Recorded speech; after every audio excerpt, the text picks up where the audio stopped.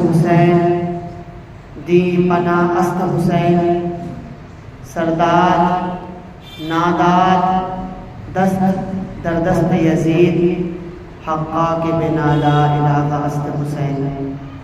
معزز سامعین اکرام، خطبہ مسنونہ میں جس آیت کریمہ کی تلاوت کا شرف حاصل کیا، اللہ رب العزت قرآن مجید فرقان حمید میں ارشاد فرماتا ہے وَلَنَبْلُوَنَّكُمْ بِشَيْءٍ مِّنَ الْخَوْفِ وَالْجُوعِ وَنَقْصٍ مِّنَ الْأَمْوَالِ وَالْأَنفُسِ وَالثَّمَرَاتِ وَبَشِّرِ الصَّابِرِينَ۔ اور ہم تمہیں ضرور آزمائیں گے۔ اللہ تعالیٰ اپنے بندوں سے ارشاد فرما رہا ہے کہ اے میرے بندو، ہم تمہیں ضرور آزمائیں گے۔ صرف ہمارے رب نے یہ نہیں فرمایا کہ ہم تمہیں آج آزمائیں گے، بلکہ رب تبارک و تعالی نے اس میں لام کو شامل کر دیا اور فرمایا وَلَنَبْلُوَنَّكُمْ، اور ہم تمہیں ضرور آزمائیں گے۔ رب نے تاکید لگا دی، ہم تمہیں ضرور آزمائیں گے، کبھی خوف کے ڈر سے، کبھی خوف سے، کبھی بھوک سے۔ وَلَنَبْلُوَنَّكُمْ بِشَيْءٍ مِّنَ الْخَوْفِ وَالْجُوعِ وَنَقْصٍ مِّنَ الْأَمْوَالِ وَالْأَنفُسِ وَالثَّمَرَاتِ وَبَشِّرِ الصَّابِرِينَ۔ دیکھ لو جس راہ میں تم نے قدم رکھا ہے۔ اللہ رب العزت اپنے بندوں سے ارشاد فرماتا ہے میرے بندوں، دیکھ لو تم نے جس راہ میں قدم رکھا ہے، تم نے نیکی کرنے کی سوچی ہے، تم میری راہ میں جہاد کرنے نکلے ہو، دیکھ لو جس راہ میں تم نے قدم رکھا ہے، یہاں اب آزمائشیں آئیں گی، تکلیفیں آئیں گی، رشتہ دار بھی ناراض ہوں گے، شوہر اور بیوی کے درمیان تفریق بھی ہوگی، اولاد والدین سے جدا بھی ہوگی، فساد بھی ہوگا، فتور بھی ہوگا، تصادم بھی ہوگا، جان و مال کا نقصان بھی ہوگا۔ ہم خوف کی کیفیت سے بھی تمہیں آزمائش کریں گے، تمہاری آزمائش کریں گے، بھوک سے بھی۔ چنانچہ صحابہ کرام نے کیسی سختیاں جھیلی اور کئی روز کے فاقے برداشت کیے۔ غزوہ احزاب میں کیا حالات پیش آئے، اس کے بعد جیش العسرت غزوہ تبوک میں کیا کچھ نہیں ہوا۔ اللہ رب العزت نے اپنے بندوں کو کیسے آزمایا۔ ایک تاریخ کو اٹھا کر دیکھے، مارکائے کربلا کو اٹھا کر دیکھے، کربلا کی تاریخ کو اٹھا کر دیکھے۔ اللہ رب العزت نے اپنے محبوب کے نواسے کو، اپنے اہل بیت کو نہ جانے کیسے آزمایا۔ اللہ رب العزت نے اپنے بندوں کو وہاں پر بھوک سے بھی آزمایا، تکلیفیں دے کر بھی آزمایا، نہ جانے کیسی مصیبتوں کو دے کر بھی آزمایا، کیونکہ رب تبارک و تعالی نے پہلے ہی اپنے قرآن کریم میں یہ ارشاد فرما دیا تھا وَلَنَبْلُوَنَّكُمْ بِشَيْءٍ مِّنَ الْخَوْفِ وَالْجُوعِ وَنَقْصٍ مِّنَ الْأَمْوَالِ وَالْأَنفُسِ وَالثَّمَرَاتِ وَبَشِّرِ الصَّابِرِينَ۔ ہم تمہیں ضرور آزمائیں گے، کیونکہ تم میری راہ میں نکلے ہو، تم اپنے رب کے لیے جہاد کرنے نکلے ہو، اس لیے تمہارا رب تمہیں آزمائے گا۔ اور جب تم آزمائش میں کھڑے اتر جاؤ گے، جب تم صبر کر کے، جب تم مصیبتوں کو جھیل کر کے، جب تم تکلیفوں کو برداشت کر کے صبر کرو گے، تو اللہ رب العزت اپنے محبوب سے کیا ارشاد فرما رہا ہے وَبَشِّرِ الصَّابِرِينَ۔ اے محبوب، ان لوگوں کو خوشخبری سنا دیجئے، ان لوگوں کو خوشخبری سنا دیجئے، جنت کا پروانہ عطا فرما دیجئے۔ وَنَقْصٍ مِّنَ الْأَمْوَالِ وَالْأَنفُسِ وَالثَّمَرَاتِ، اور مالوں اور جانوں اور ثمرات کے نقصان سے ہم تمہیں آزمائیں گے۔ مال اور جان کا بھی نقصان ہوگا، ثمرات کا بھی نقصان ہوگا۔ ثمرات یہ معنی پھل کا ہے، یہاں ثمرات سے دو معنی دے رہا ہے۔ ثمرات کے دو معنی ہیں۔ مدینہ والوں کی معیشت کا دار و مدار زراعت اور باغبانی پر تھا۔ مدینہ طیبہ کی جو لوگوں کا جو دار و مدار تھا وہ کھیتی اور باغبانی پر تھا، خاص طور پر کھجور کی ان کے یہاں پیداوار تھی۔ جیسے ہوا کی فصل پک کر تیار کھڑی ہے اور اگر اسے درخت سے نہ اتارا گیا تو ضائع ہو جائے گی، ادھر سے غزوہ تبوک کا حکم آ گیا کہ نکلو اللہ کی راہ میں۔ جب غزوہ تبوک کا حکم آیا اس سے پہلے یہ حال تھا کہ کھجوریں جھاڑ میں پکی ہوئی تھی، اگر اسے اتنی پک گئی تھی کہ اگر اسے توڑا نہ گیا تو نقصان ہو جائے گا، فصل خراب ہو جائے گی، تو یہ ثمرات کا نقصان ہے، اگر اسے توڑا نہ گیا تو وہ ضائع ہو جائے گی۔ ادھر سے غزوہ تبوک کا حکم آ گیا کہ نکلو اللہ کی راہ میں، تو یہ امتحان ہے، ثمرات کا نقصان ہے۔ اس کے علاوہ ثمرات کا ایک اور مفہوم ہے، انسان بہت محنت کرتا ہے، جد و جہد کرتا ہے، ایک کریکٹر اپناتا ہے اور اس میں اپنا ایک مقام بنا لیتا ہے، لیکن جب وہ دین کے راستے پر آتا ہے تو کچھ اور ہی شکل اختیار کرنی پڑتی ہے۔ چنانچہ اپنی تجارت کے زمانے میں یا کسی پروفیشن میں اپنا مقام بنانے میں اسے جو محنت کی تھی وہ سب کے ساتھ سفر ہو کر رہ جاتی ہے، اور اپنی محنت کے سفرات سے بالکل تہی دامن ہو کر اسے اس وادی میں آنا پڑتا ہے۔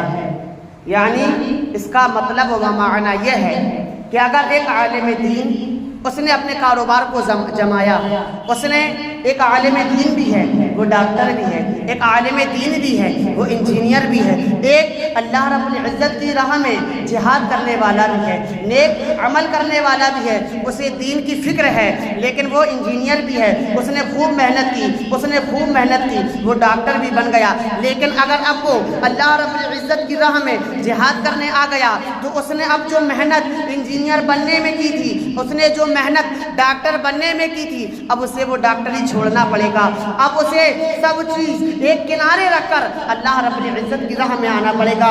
اگر اسے جہاد کرنا ہے، اللہ رب العزت کی بارگاہ میں نکلنا ہے، تب اسے سب چیز چھوڑنا پڑے گا۔ اسی کے لیے اللہ نے اپنے محبوب سے فرمایا وَبَشِّرِ الصَّابِرِينَ، اے محبوب ان لوگوں کو خوشخبری دے دیجئے، جنت کی خوشخبری دے دیجئے، انہیں جنت کا پروانہ عطا کر دیجئے۔ معزز سامعین اکرام، یہ ماہ محرم الحرام کا ہے، یہ ماہ ہم اس کی تاریخ اٹھا کر دیکھیں، اگر ہم اس کے تاریخ کے پنوں کو پلٹیں، اس کے اوراق کو ہم اپنی نگاہوں سے دیکھیں تو ہمیں ایک ایسی تاریخ کا پتہ چلتا ہے، ہمیں ایک ایسی تاریخ ملتی ہے جو تاریخ ہمارے لیے بے مثل و بے مثال ہے، ہمیں ایسی تاریخ ملتی ہے اگر ہم اس تاریخ کو دل سے پڑھ لیں، اگر ہم اس تاریخ کو دل سے اپنا لیں تو ہم کبھی ٹھنڈا پانی نہ پئیں، اگر ہم اس تاریخ کو دل سے پڑھ لیں، اس تاریخ کو اپنا لیں تو جو ہم کھانوں کی بے حرمتی، کھانوں کو ضائع کرتے ہیں، مال کو ضائع کرتے ہیں، تو وہ ہم مال کو ضائع کرنا چھوڑ دیں۔ اگر ہم اس تاریخ کو دل کی نگاہوں سے، اپنے قلب و جگر سے پڑھیں تو انشاءاللہ الرحمن ہماری دنیا بھی بدلے گی، ہماری آخرت بھی بدلے گی۔ معزز سامعین اکرام، بہرحال معرکہ کربلا، جو کربلا میں جو واقعہ ہوا ہم سے پوشیدہ نہیں ہیں، ہم بارگاہ اس واقعات کو سماعت فرماتے رہتے ہیں، لیکن آج ضرورت ہے جو اس ماہ میں رسم و خرافات، جو بدعات ہوتے ہیں، جو کھلم کھلا حرام کام ہوتے ہیں، ضرورت ہے ہمیں اس سے رکنے کی، ضرورت ہے ہمیں اس سے روکنے کی۔ معزز سامعین کرام، آپ ذرا غور کریں، ہم اس ماہ میں ایک گروہ ہے جو اس ماہ میں خوشی مناتا ہے، ایک گروہ ہے جو اس ماہ میں خوشی کا اظہار کرتا ہے، لیکن ایک گروہ ایسا بھی ہے جو اس ماہ میں غم کا اظہار کرتا ہے، وہ غم مناتا ہے۔ ایک گروہ ایسا ہے جو خوشی کا اظہار کر رہا ہے، ایک گروہ ایسا ہے جو غم کا اظہار کر رہا ہے، ایک گروہ کالا کپڑا پہن کر کے اپنے غم ظاہر کرتا ہے اور کہتا ہے کہ ہم امام حسین کی شہادت پر غم منا رہے ہیں۔ ایک گروہ ایسا ہے جو لال کپڑا پہن کر کے خوشی ظاہر کرتا ہے، وہ گروہ ناصبی خارجی کا گروہ ہے۔ ایک گروہ وہ جو کہ غم کا اظہار کرتا ہے کپڑا پہن کر کے، وہ رافضی شیعوں کا گروہ ہے، اور ایک گروہ ایک ایسا ہے جو سواری تعزیہ والوں کا ہے، جو ہرا کپڑا پہنتے ہیں اور وہ سواری تعزیہ لے کر کے نکلتے ہیں، وہ 1 تاریخ سے لے کر کے 12 تاریخ تک تک ننگے پیر رہتے ہیں، ان کے پیروں سے چپلیں اتر جاتی ہے۔ معزز سامعین اکرام، اب سب سے پہلے میں ایک گروہ کی بات کروں گا، جو گروہ غم منانے کی بات کرتا ہے، جو یہ کہتا ہے کہ ہم کالا کپڑا پہن کر کے امام حسین کے غم کو منا رہے ہیں۔ تو میں ان سے کہنا چاہتا ہوں، کیا غم منانے کا یہی طریقہ ہے؟ کیا اسی طریقے سے غم منایا جاتا ہے؟ کیا تو یہی طریقہ ہے؟ کیا ہم مجھے بتاؤ، کیا ڈھول بجا کر کے غم منایا جاتا ہے؟ کیا تمہارا یہی طریقہ ہے؟ کیا سواری نکال کر کے غم منایا جاتا ہے؟ کیا تعزیہ نکال کر کے غم منایا جاتا ہے؟ تم سوچتے ہو کہ ہم غم منا رہے ہیں، یہ غم منانے کا کوئی صحیح طریقہ نہیں ہے۔ غم اس طرح نہیں منایا جاتا ہے کہ اگر تمہارا باپ مر جائے تو تم اسی طرح سے غم مناؤ گے، کیا تمہارا بھائی مر جائے تم اسی طرح سے غم مناؤ گے، کیا تمہاری ماں مر جائے تو تم اسی طرح سے غم مناؤ گے، کیا تم نے اپنے بھائی کے مرنے پر ڈھول بجوایا؟ کیا تم نے اپنے بھائی کے مرنے پر 6 باجے لگا کر بجوائے؟ نہیں۔ جب تمہارا بھائی مر جائے، تمہارا باپ مر جائے، تو اگر تمہارا اس محلے میں جنازہ رکھا ہے، اگر اس محلے میں بھی بکسے بج رہے ہو تو تمہیں تکلیف ہوتی ہے، تم وہاں منع کرنے جاتے ہو کہ یہاں مٹی ہوئی ہے، یہاں میت ہوئی ہے۔ لیکن جب امام حسین کا جب تم غم مناتے ہو تو ڈھولک بجا کر کے، سواری نکال کر کے، تعزیہ نکال کر کے، اب میں کہنا چاہتا ہوں کہ بتاؤ، اٹھاؤ معرکہ کربلا کو، اٹھاؤ کربلا کی تاریخ کو، مجھے بتاؤ کہ سواری نیزے کو کون اٹھایا تھا، مجھے بتاؤ کہ علم کو کون اٹھایا تھا۔ شہیدان کربلا اور آپ کے اہل بیت کرام، آپ کے ہمراہوں کے سر مبارک کو نیزے پہ رکھ کر کے کون گلی گلی چوراہوں گھمایا تھا؟ کس نے ڈھول نگاڑے بجا کر کے سید سجاد امام زین العابدین رضی اللہ تعالیٰ عنہ کو بندی بنا کر کے، اور حضرت امام حسین کی بہن کو، آپ کی بیوی کو، آپ کی بیٹی کو بندی بنا کر کے، اور شہیدان کربلا اور آپ کے ہمراہوں کے گلے مبارک کو نیزے پر رکھ کر کے کون گلی گلی چوراہوں گھمایا تھا؟ مجھے بتاؤ، کیا یہ یزیدیوں کا کام تھا یا کوئی حسینی تھا؟ کیا امام زین العابدین نے شہیدان کربلا کے سر مبارک کو نیزے پر رکھ کر گلی گلی چوراہوں گھمایا تھا؟ تو آپ کا جواب یہی آئے گا، نہیں، شہیدان کربلا کے گلے مبارک کو، آپ کے سر مبارک کو یزیدیوں نے نیزے پر رکھ کر کے گلی گلی چوراہوں گھمایا تھا، بلکہ سید سجاد کو تو ان لوگوں نے بندی بنا لیا تھا، قید کر لیا تھا۔ تو اب میرا سوال یہ ہے کہ جب بتاؤ وہ کام یزیدیوں نے کیا تھا، نیزے کو بلند یزیدیوں نے کیا تھا، خوشی کا اظہار اس وقت ان لوگوں نے ڈھول بجا کر کے گلی گلی چوراہوں میں جا کر کے کیا تھا۔ تو اب بتاؤ، یہ سواری تعزیہ اٹھانا، یہ سواری اٹھانا کس کا طریقہ ہے؟ تم کہتے ہو کہ یہ تعزیہ اٹھانا جائز ہے، بلکہ ہم تعزیہ اٹھا کر کے، سواری رکھ کر کے امام حسین کی یاد مناتے ہیں، امام حسین علیہ الصلوۃ والتسلیم کو یاد کرتے ہیں۔ تو مجھے بتاؤ، کیا زین العابدین نے یہ کام کیا؟ مجھے بتاؤ، کیا سید سجاد نے یہ کام کیا؟ اگر غم مناتے ہو، اس طرح غم مناتے ہو، ارے تم حلق تک ٹھونستے ہو اور کہتے ہو غم مناتے ہو۔ جب شہیدان کربلا شہید ہو گئے، امام زین العابدین رضی اللہ تعالیٰ عنہ خود ارشاد فرماتے ہیں کہ جب سے معرکہ کربلا ہوا ہے، تب سے میں اپنے ہاتھ میں ٹھنڈا پانی لیتا اور پینا چاہتا، مجھے اپنے والد گرامی حضرت امام حسین کی یاد آ جاتی اور میرے ہاتھ سے وہ پانی چھوٹ جاتا۔ جب پھر میں ٹھنڈا پانی پینا چاہتا، مجھے اپنے بڑے بھائی علی اکبر کی پیاس یاد آ جاتی اور میرے ہاتھ سے وہ پانی چھوٹ جاتا۔ مجھے اپنے چھوٹے بھائی علی اصغر کی پیاس یاد آ جاتی اور میرے ہاتھ سے پانی چھوٹ جاتا۔ جب سے معرکہ کربلا ہوا ہے، تب سے لے کر آج تک میں نے کبھی ٹھنڈا پانی نہیں پیا۔ اگر تم غم منانا چاہتے ہو، اگر تم غم مناتے ہو تو اس طرح سے غم مناؤ، تو ہم مانیں گے کہ ہاں یہ تم غم منا رہے ہو۔ تم حلق تک کھاؤ گے، شربت بھی پیو گے، سب چیز کھاؤ گے، پیو گے، پہنو گے، کھوڑو گے، سب چیز کرو گے، لیکن تم کہتے ہو غم مناتے ہو۔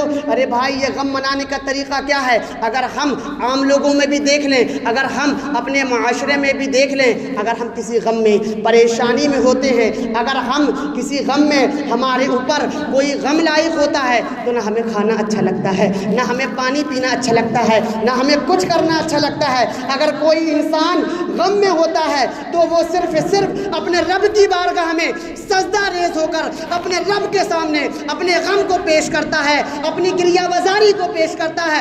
یہ صحیح طریقہ ہے غم منانے کا۔ یہ کون سا طریقہ ہے غم منانے کا کہ تم ڈھول بجا کر کے غم مناتے ہو، سواریاں نکال کر کے غم مناتے ہو، تازیاں نکال کر کے غم مناتے ہو، اپنے سینوں کو پیٹ کر کے غم مناتے ہو؟ یہ کون سا طریقہ ہے؟ یہ کون سی عقل مندی ہے؟ اے نوجوانوں، ہوش میں آؤ، ہوش میں آؤ، خدارا ہوش میں آؤ۔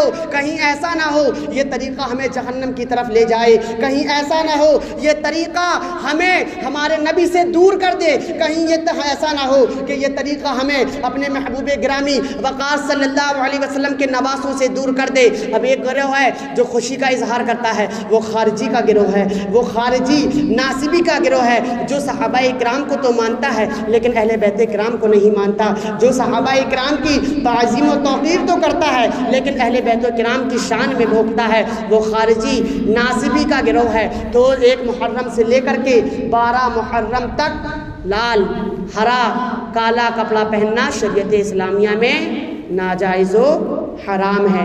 تو ہمیں چاہیے کہ ہم 1 محرم سے لے کر کے 12 محرم تک ان کلروں کے کپڑے کو پہننے سے پرہیز کریں۔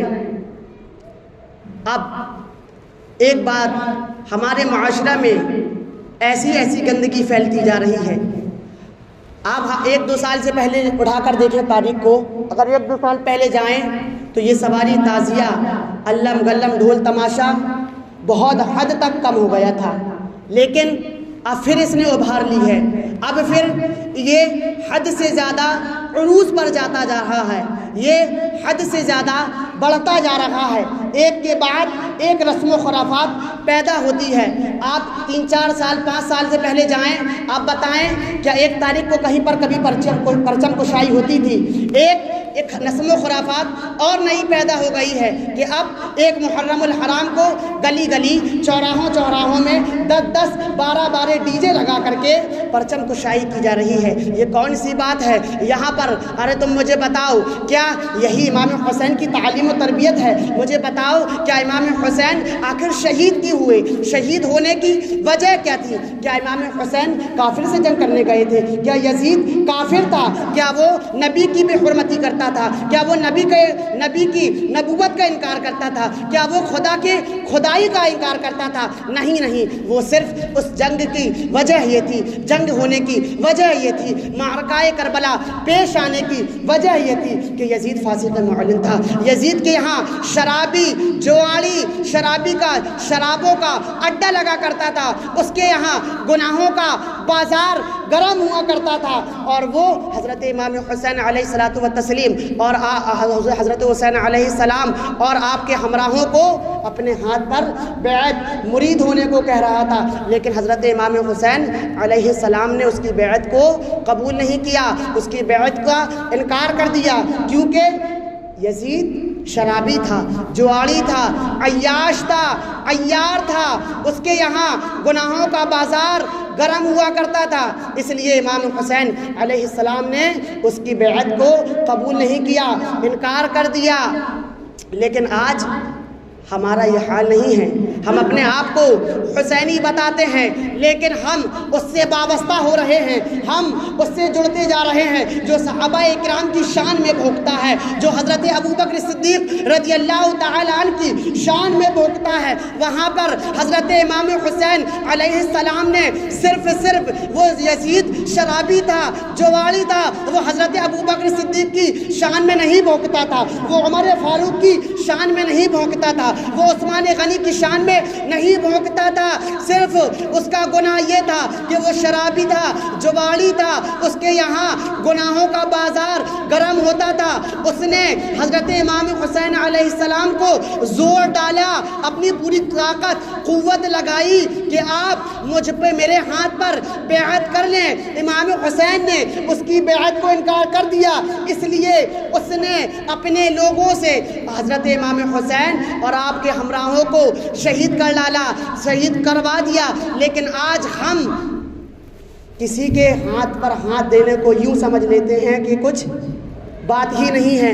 آج ہم ایسے لوگوں سے وابستہ ہوتے جا رہے ہیں، ایسے لوگوں سے جڑ رہے ہیں کہ جس کے ہاتھ میں 4 کڑا ہے، جس کے انگلیاں میں انگلی تو 10 ہے لیکن 12 انگوٹھیاں ہیں، جس کے بال عورتوں کی طرح کمر تک آتے ہیں۔ آج ہم ایسے لوگوں سے وابستہ ہو رہے ہیں، جڑتے جا رہے ہیں اور عقیدہ یہ لے رہے ہیں کہ ابو بکر صدیق کی شان میں گستاخی کر بیٹھ رہے ہیں، اور ہم ان کی گوشت کا صلہ ہمیں یہ مل رہا ہے کہ ہم حضرت عمر فاروق کی شان میں گستاخی کرنے لگ جا رہے ہیں۔ اس کا صلہ یہ مل رہا ہے کہ ہم حضرت امیر معاویہ رضی اللہ تعالی عنہ کی شان میں گستاخی کرنے لگ جا رہے ہیں۔ معزز سامعین اکرام، آپ کو میں بتاؤں کہ کتابوں میں آتا ہے کہ حضرت امیر معاویہ رضی اللہ تعالی عنہ کی شان میں گستاخی کرنے والا جہنم کے کتوں میں سے ایک کتا ہے۔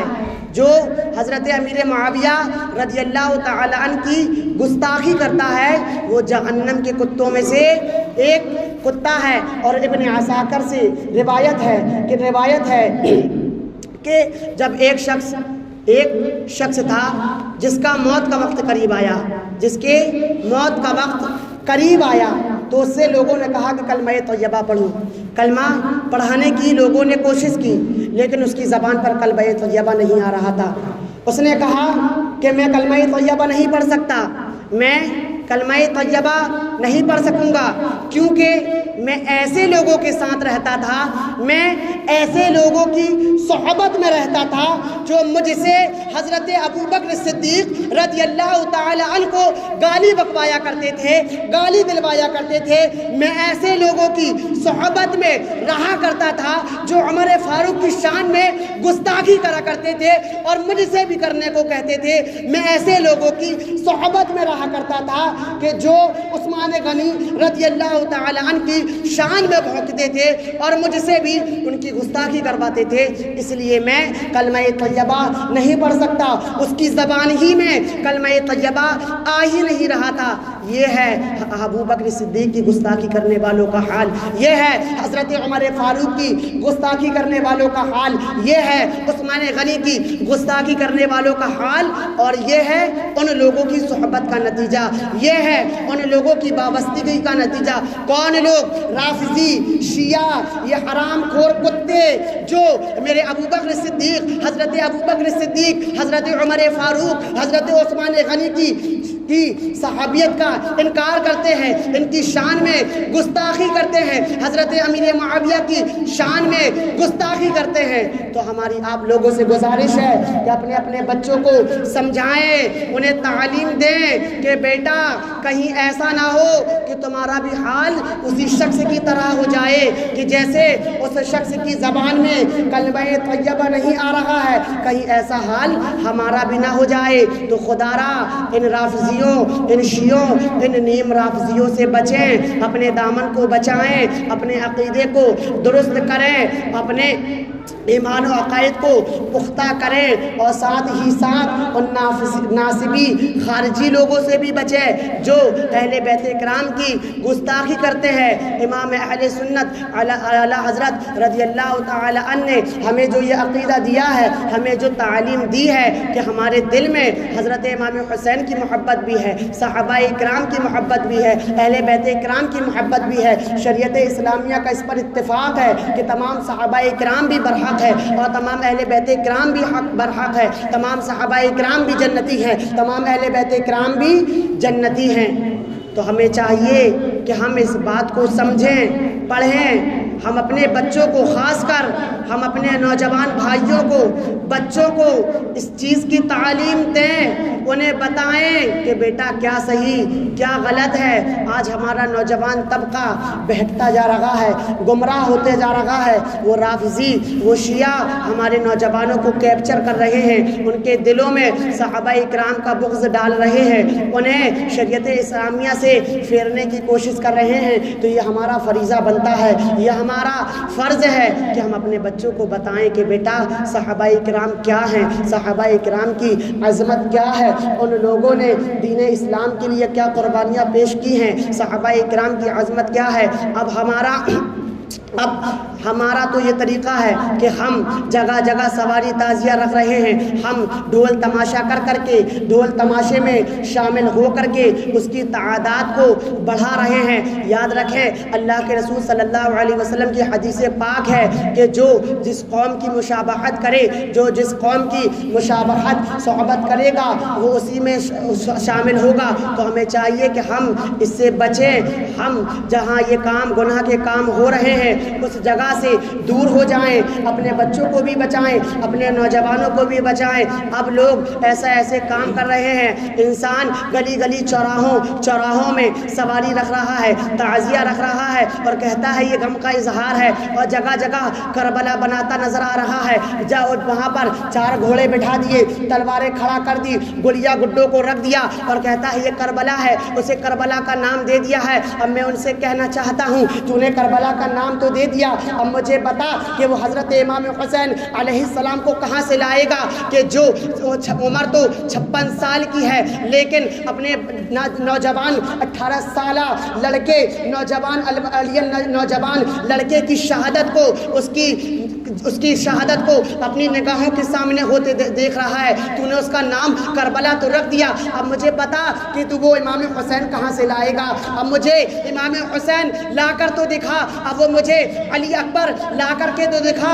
عمر 18 سال ہے جب تمام لوگ شہید ہو گئے، اپنے والد ماجد کی بارگاہ میں پیش ہو گئے اور عرض کی اے بابا جان میں بھی شہید ہونا چاہتا ہوں اپنے نانا جان کی امت کے لیے، اس اپنے نانا جان کی دین کی بقا و بود کے لیے میں بھی شہید ہونا چاہتا ہوں۔ حضرت امام حسین نے انکار کر دیا، نہیں بیٹا نہیں، میں تمہیں میدان جنگ میں جانے نہیں دوں گا۔ پھر عرض گزار ہوئے اے بابا جان میں اپنے نانا سے ملنا چاہتا ہوں، میں اپنے نبی سے ملنا چاہتا ہوں، مجھے اجازت دیجیے میں بھی میدان جنگ میں جانا چاہتا ہوں۔ اجازت لی اور میدان جنگ میں پہنچ گئے اور نہ جانے کئی یزیدیوں کو قتل کیا، انہیں جہنم رسید کیا اور پھر خود نبی کریم صلی اللہ علیہ وسلم سے جا ملے، اپنے محبوب حقیقی سے جا ملے۔ مجھے بتاؤ کہ تم نے نام تو کربلا لکھ دیا لیکن وہ علی اکبر کہاں سے لاؤ گے؟ تم نے نام تو کربلا رکھ دیا، بتاؤ وہ 6 ماہ کا تڑپتا پیاس سے ترستا علی اصغر کہاں سے لاؤ گے